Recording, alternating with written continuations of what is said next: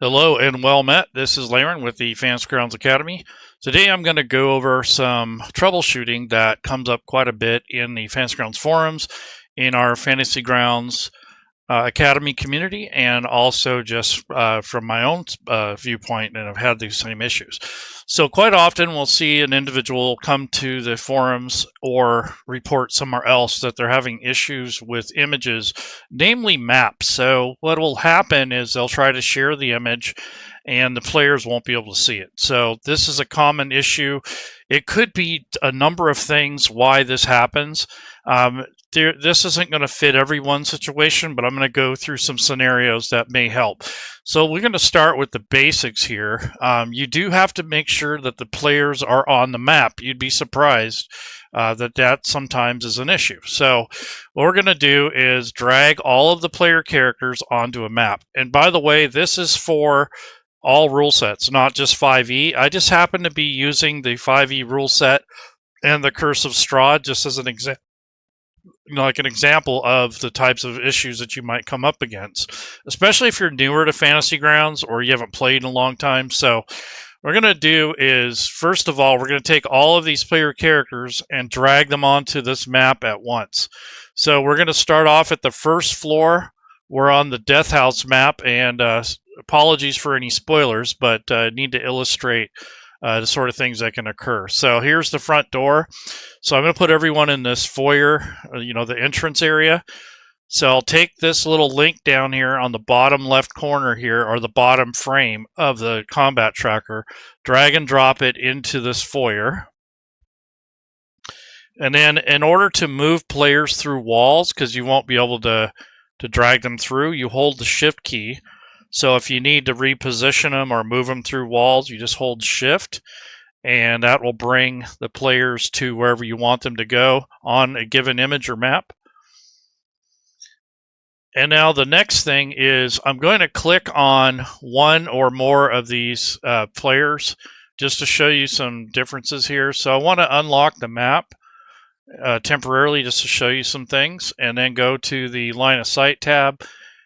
And as you can see, all of the line of sight is already done for you in this map. So this is just something that you should expect in most cases with adventure modules. Something that's come up before, and it doesn't happen all the time, but I noticed that some people will share the wrong map. So this is the player map, which has been optimized and usually a little bit better quality than the GM map. So if you go over to the maps, you want to look through your list of images. So this happens to be separated out by DM maps and the regular map. So the DM maps are different. They'll just have the numbers labeled on here and the pins. So that's these little red things are the pins. Now the pins will also give you links to click on so that you can go to a certain layer, or in this case, it'll be a certain area in the book. So if you click on this, it'll bring up a story entry. As long as these pins are red, the players can't see them. They won't walk into them or anything like that. They're invisible to players. This is more of a GM layer. However, if you right click and you hit sharing and it turns green, then yes, they'll be able to see that link and interact with it. The other thing is, if you share the GM map, it's not been optimized or set up for line of sight or anything like that. So if you want to take advantage of the lighting, you'll have to use the player map. In some older modules, there'll be two different maps. You'll have the player map and you'll have a GM map. On the newer modules that have been created in the last couple years, you'll notice that there's only one map, and it'll have a separate layer for the GM labels. So the numbers, the letters that correspond to the story in your adventure will be on a separate layer that only the GM can see, and he can also turn it off.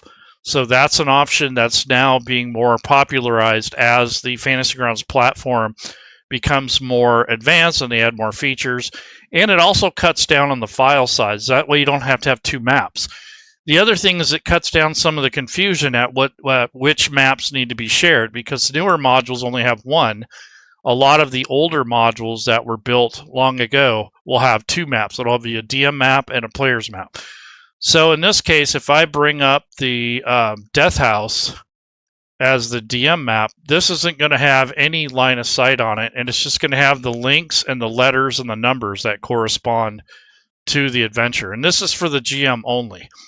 And to be honest with you, if you want to run this and you want to have access to the Death House map for the GM and the players at the same time, I would probably take this record link on the top left and drag and drop it onto this map here, so it's easier for you to peek at it when you need to. So I'll take this and kind of size it to where it's just enough for me to read it as the GM. And then I'll close it when I'm not using it, but when I need to reference it, I'll open it back up just so I can see what's going on. And then if you want, you can also link this main map to the DM map. That way you're not, you don't have to close and open as often, and you'll have the link straight where you need it and not scattered all over the place. So if I want the player map to come back up, I'll take this pin and bring that up. If I want to see the GM map, then I'll bring that up. So that makes it easier to toggle between the two, so you don't have to move any windows around, and they'll stay in the position you want. So I'm going to go ahead and close the DM map, but just make sure that you're actually sharing the correct map. That has come up occasionally. So the topic of this show is troubleshooting Fantasy Grounds map sharing and connection issues. So that's basically what it is. Yeah, it is convenient. It's something that you can do for yourself if it isn't already done already. To be honest with you, if I was the person who did the conversion on modules, I'd have them all linked together. The only issue with that is if something breaks, there's more things you have to fix. And there isn't necessarily links in the official book to the pages unless it's a PDF. So that's just basically a way to optimize setting up your campaigns for yourself in case you need to switch between maps, or if you go from a GM map to a DM map. But like if you have an upstairs map, or if you have a map that's in a basement and you go to that level, all you have to do is link them together where that connection point is. So like this case, if this was a separate map for the second floor, then I would have it linked, and then I'd place the pin right next to the staircase where they go up. So something like that would make it more convenient. So ensure that you are properly sharing the correct map. And to share an image, you just right-click on it, you go to sharing, and then you share the record. And what that'll do is in your images area or in your assets, it will show which images you have shared. So if you open up the assets window and you click on shared, it will show any shared assets. So not maps, but assets. But if you wanted to share a map, then if you come down this list, you'll see the Death House here is shared. But this is the DM's map that this is shared. So I don't want to make that shared anymore. So you can right click and go to sharing and unshare the image because it doesn't need to be shared. Or you can also right click and you can get rid of this little letter P that'll show up if you share that image. But I want to go back to the actual player map. So this is the regular maps. And if you see this little public button here with 3 people on there, that means that it's shared to your players. So that's an important thing to do if you're going to share the image. When you're done with this map, let's say you don't plan on coming back, you're done with it, then go back and click on this little public button, and then you will unshare that image. And that's important to do that as you progress in your campaign, because the more images you share, that memory overload starts to add up as you get through the campaign. So you get halfway through and all of a sudden you're having lag issues. Check that and make sure that you've unshared the image. So that's actually a big problem. A lot of people will put their tokens on the wrong map, and there's no line of sight, there's nothing blocking the walls, nothing. And if you unlock this, you'll see that none of that stuff is enabled. So it's not set up for gameplay necessarily. I mean, you could if you really wanted to, and put like a mask over it if you wanted, but really the player's map was designed and it does for that use, and these little numbers and letters correspond to something in the book, so that you wouldn't necessarily want to share this with the players. Some GM maps don't even have that, so it just depends on the rule set and the content. But this is basically some of the things that GMs go through, especially when they're new, or if they haven't been able to master the platform yet. This is just kind of some tips to help with that. So make sure that you actually share the proper image and manage the images as you go. So don't leave them all shared and open. They won't need it for, the entire adventure. There are some cases where you have like a regional map where you show like the continent or wherever they're at. That may be something you share the whole time. But when it comes to specific battle maps, or in this case, it's the Death House, you don't need to share that the whole time. Only when you're using that part of the adventure. Reverting a module or item. So occasionally, when you're in the middle of a campaign, especially if it's a brand new module and it just came out and you start running it, and then you come to a session and all of a sudden the map is black or no one can see anything. So what I'm going to do is kind of emulate that. So, and there's a couple points I want to make about this. This is problematic if you're not familiar with Fantasy Grounds or you haven't run anything in a while. So what I'm going to do is turn on the player preview, because this kind of shows you what things look like from the player side of things. And if you want to just have a sneak peek, just do Control P, which will give you a sneak peek. For myself, I honestly run this thing in player preview mode, so I don't have to constantly keep using Control P. And then I'll use Control P if I need the overview to see where we're going, or if I have an NPC that's in a different location. But as you can see here, this individual is a human. They don't have dark vision. There's no candle or lighting in here. So if I have it unselected, or I don't have a light source, that's what it's going to look like to the players, and they won't be able to see anything. So that's the main issue, is if the map itself has no lighting inside and their player doesn't have a light source, or they don't have dark vision, they're not going to see anything. And that's usually what the problem is initially, is like the player will be on the map, but they were not used to Fantasy Grounds yet. They don't understand all the little nuances, so they'll go, oh, this is broken, it doesn't work. Well, if the map is shared and this token has a light source, then it will show up. So if when you select the token, this is the actual vision of that token. If you had a light source, I will drag a light source on and you will see. So if this player has a torch, or maybe someone in the party has a candle, whatever it may be, it's useful to understand that they're going to need a light source. So here are some consumables. So I'm going to change this to combat and action. So these are candles. This doesn't have any coding, but you could code this or put the syntax on here. This is just keep track of candles. However, she also has oil flasks, some potions, that sort of thing. So I'm going to check off one of my candles. And as a player or a GM, you can come up to the top right-hand side under Effects, and you can actually drag the candle effect either onto the combat tracker or on the token. Either way should work, provided they're still linked. So I'll take the candle and drag it on the token. So what it will do is when you actually have a player who doesn't have a light source, now they'll be able to see. And this is generally the problem. Most people say, well, my players can't see anything. Well, yeah, they can't, because that place is dark. It doesn't have a candle in there, and your player doesn't have a light source. So I think people get used to being able to see the whole map or a bigger portion of it, and they're not quite used to how the lighting works and how it impacts gameplay. I actually kind of like it. It adds a little bit of realism. So when I click on the elf, she actually has dark vision. So let me turn off the rogue's candle, because it's kind of interfering with the illustration here. So in order to do that, the player or the GM, depending on who put the effect on here, can go to the effects tab and then just delete the effect. And now she no longer has the candle. And as you can see, as I switch tokens, it switches the vision type. So here's another human that has no light source. But this dwarf has dark vision, so does this half-elf.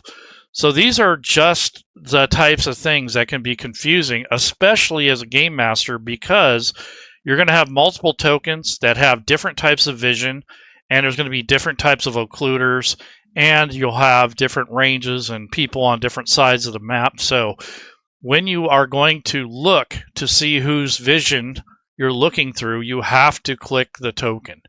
If you unselect it, you're not going to see anything. And that's probably or mostly because I have the enable disable player vision on all the time. But that lets me see what's actually going on from the player's perspective. That's the reason I have it on. So I kind of run it backwards just so I have a point of reference right away and I'm not having to toggle. Because if I toggle it to the GM view, it's kind of hard to tell who has the vision or not, because this is kind of a hybrid. It shows both the whole map and all the areas, but then it shows the players here kind of grayed out, and it's kind of hard to tell what their vision type is, especially when they're bunched up together. So I usually run it with this on, and this can tell me who I actually have selected easier, I can tell, and you can change the vision of whatever token. So on the combat tracker, if I switch Namita, but I have it selected on this paladin here, I can't see what she's looking at. And right now she has some muscle memory from having that candle on. That's why it looks kind of grayed out. But if she has never been in this room before, it'll be black. So this is just some of the problems. So when I pass the turn to Shayra, or the elf, it's going to bring that down to her token, but it's not necessarily going to select the vision type for that token. Let's go to Lord Gallimar. Well, first we'll go down the row here. So there's his vision, but when you go to Gallimar, look, it goes black. So that is something that you will notice. And if so, let's say you have an NPC somewhere else and you want to see what they want to see, you're not going to be able to see that necessarily from passing the turn. You're going to want to click on the actual NPC to get a preview of what they're looking at before you run it, or before its turn even comes up on the combat tracker. So just be aware of that, especially as a GM, it can get confusing. Players don't normally have this issue because they normally only have one. But if they're running multiple characters, or they have a pet or something like that, that can be an issue as well. So it just depends on how you're running your game, how you have it set up, and the light sources, and if that's even important to the rule set. Some rule sets don't even care or have a more narrative type thing and no battle map. So this is just something you're going to find as you use the program, these little nuances that aren't really, it's hard to explain it until you start using it. And in order to understand it and get good at it, you got to use it. So there's people who get frustrated with the, with the little things like that because they haven't used the platform long enough to really get a grasp of it. And until you've done this and moved some tokens around and played around with these maps, you're really not going to know it. And even by reading it, or even watching this video, you may not understand it until you actually get your hands on it and start doing it. So there's a couple other reasons that I'm not going to go too deep into these, but these are more technical issues when it comes to maps. So sometimes your players can't see a map because of network settings. This is pretty common as well. I would think this is near the top. But network problems are not really necessarily a Fantasy Grounds thing. It's the nature of networking and how you're connecting to each other through the network. So a lot of times it's blocked by either your firewall or your antivirus, or it could even be the internet service provider itself, where they basically have some kind of protection, advanced protection they call it. I think Comcast does that. And where it basically protects your computer from being flooded with DDoS attacks, or from keeping from viruses from spreading. So they're trying to protect your computer, but unfortunately, it will block data sometimes too.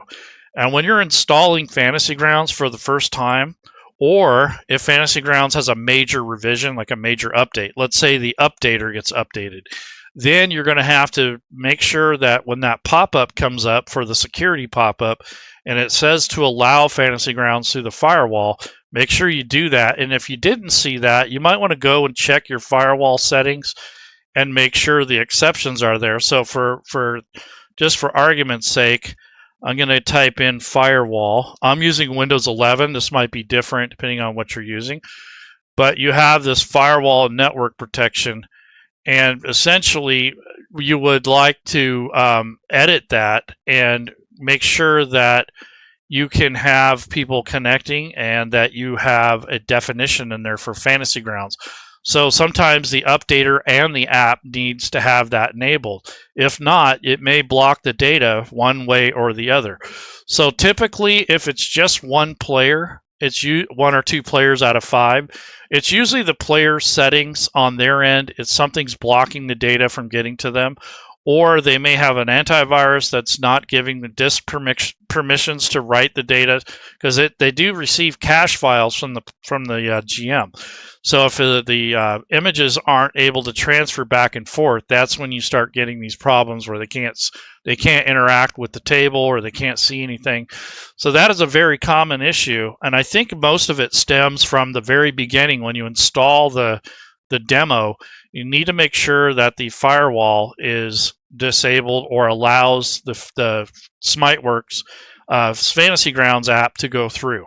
Otherwise, it'll block it. Sometimes an antivirus will block the permissions on your hard drive or even your network to protect it from viruses. So that's another thing, is whitelisting your programs. And there are links for these on the Fantasy Grounds Atlassian. And at the end of the video, I'm going to make sure all these resources are in one place. So you don't have to look for it. You just watch the video, or if you hate the video, you can always go to the resource links. And I was talking about earlier ISP and modem settings. So if your ISP might be throttling, so it might be limiting the amount of data. So it's quality of service settings. So let's say you've got 5 users, and if the quality of service setting is set lower on the connection that you're on, it could limit the amount of data that goes back and forth between you and your players, or vice versa. So that could be a thing. Also, you might have a rate limit on your usage. So maybe you only get 2 terabytes a month, or whatever the cap is. And once they start throttling that, once you go over that monthly allotment, that could also become problematic, slow things down, that sort of thing. And then there are other things that are related that depends on the type of modem you have, and also the type of service you have. In other countries, they have different standards, different laws. So all that stuff comes into play when it comes to having the maps not being able to show up in Fantasy Grounds. And that's what the main topic is, but it also impacts other things, such as interacting with character sheets and all that sort of stuff. So if you're having trouble, try not to go to Reddit or Facebook or X or whatever. Use the official support channels if you can. So Fantasy Grounds official Discord, you do have to use Discord. You go on there, go to their support channel, and report any issues like this, so you get more eyes on it. If you do it in Reddit, you'll probably get help, but they're probably going to push you there anyway, so you might as well go to the source. Fantasy Grounds House of Healing, that's their website forums. If you post there, you can also post your logs, and there will be a way that you can gather logs. So if you go to the bottom left on the chat window and you type /console, that'll bring up the command console. So /co console, and then you just click compile logs up here on the left. It'll do a zip file. It'll save that, and then you can attach that to your issue on the Fantasy Grounds forums, or you can also upload screenshots and that file to a link on your shared drive and share that with the support text if you want to do it that way. Because a lot of times there may be information in there or content that doesn't belong to others, and putting that zip file in a public forum may not be the right thing to do.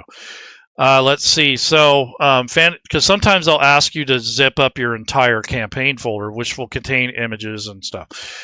So that's another resource. And then, of course, when you hit rock bottom or you have a roadblock, come on over to the Fantasy Grounds Academy community, and we'll try our best to interact with you and help you out. So these are just some of the common things that you'll see when people cannot see a map, or sometimes they just can't interact with the table at all. The other thing I could say that I forgot to put on here is the map size itself. Most of the maps in the Fantasy Grounds official modules have been sized and optimized for data transfer and for the dimensions in Fantasy Grounds. I preach this a lot because one of the top 3 things is that people will get these gigantic maps, or they'll make them, and not realize the limitations of Fantasy Grounds, and then try to share that. And quite often that'll bring older computers and older, slower networks to a halt. So you don't want gigantic images. So that's anything over 4K in dimensions. So that's, 4,000 by 4,000 essentially is the highest you want to go for length and width. Most maps, battle maps, are around 2,000 by 2,000 or less. So they don't really need a huge map. That would actually cover this entire desktop and more 4 times over with the 4K map. This the image screen I have now is right around 2K. So if I made an image that's this size dimensionally, that would be about optimal, and that's a good sweet spot. So if you have maps that you want to make, or if you find maps, make sure the dimensions are around 2,000 by 2,000 or less if you can. And if it needs to be a large map, like a regional map, that's probably going to be okay because, under 4K, because you will be able to share it and it won't normally have a bunch of pins and a bunch of line of sight. Because when you have a ton of this stuff on a map, it tends to create lag and it can slow things down. And sometimes it's so big that it can't even load. So that's something that happens quite a bit. I've seen that in the forum. Someone said, well, my players can't see the map.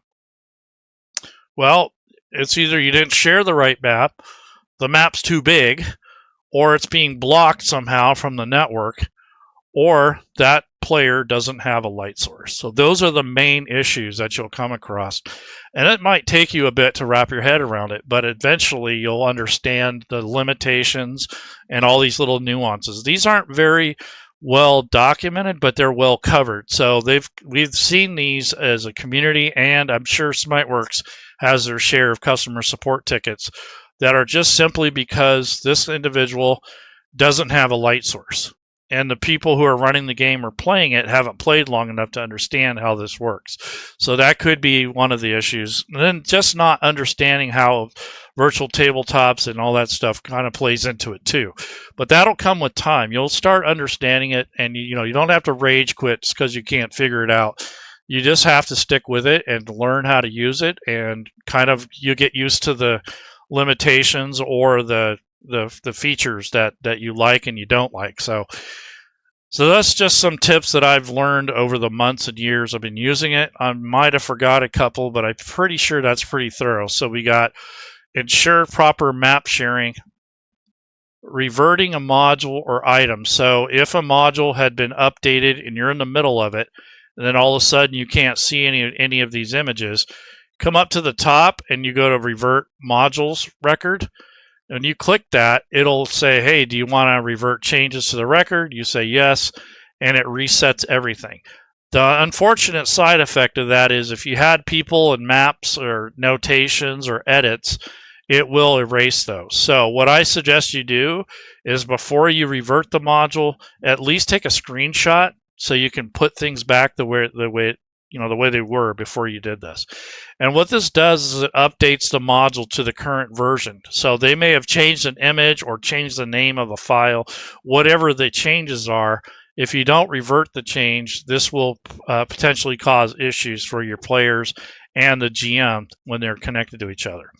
So that's all I got for today. Hopefully this is helpful. I know this comes up quite a bit. I don't pretend to know everything, but I certainly have seen my share of issues.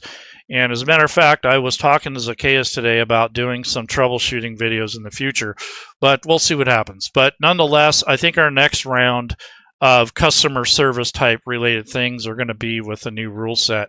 If you play 5e and everyone's using 2024 rules and are not used to it, that may be something that comes up. And that's not really a SmiteWorks issue. That's more of a D&D issue. But nonetheless, there might be some interface issues. So make sure you report that kind of stuff to the House of Healing or to the customer service portal on the Atlassian guide, or go to the official Discord and report that in there so you have more eyes on it. And don't just whine about it on Reddit, because that's not going to fix it. Anyways, folks, you guys take care, and hope to see you around. And